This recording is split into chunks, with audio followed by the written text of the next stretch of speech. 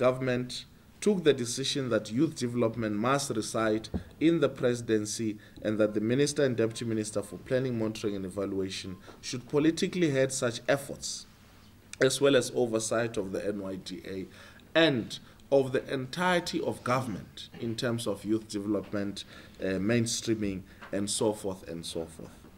As the presidency, we have as our view that youth development must cut across all government spheres, the private sector, and NGOs and CBOs. That is why this consultative process that we'll be undertaking is crucial, because through it we intend to mobilize the nation as a whole behind youth development.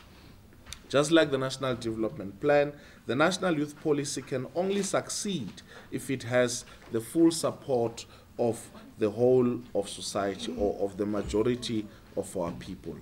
The drafting of this National Youth Policy is against various historical backgrounds, the most immediate being the policy regime it seeks to replace, which is the National Youth Policy 2009-2014 that expired last year.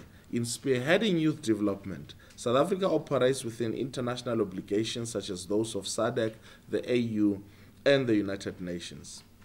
The UN emphasizes the need for youth-specific country policies and strategies that aim at enabling young people to make the right choices, protect them from exploitation and neglect, and ensure that their participation in all spheres of society.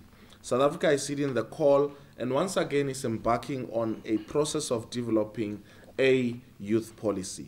This policy, which will be ready in 3 months' time, must respond to youth challenges, must be evidence-based, inclusive, and must shape young people as agents of change, and not just as passive recipients of government services, but as architects of their own future.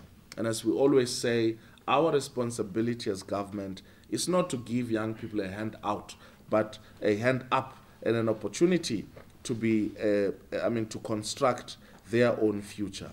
This youth policy that the youth will be developing through their inputs is not an add-on to the National Development Agenda.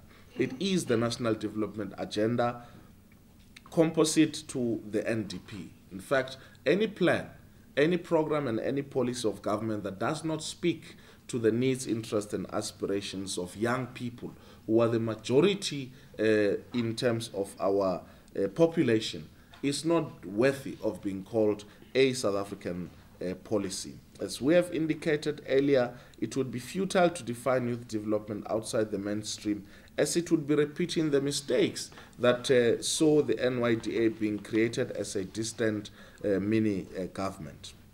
Now, what are the priority areas for the National Youth Policy 2020?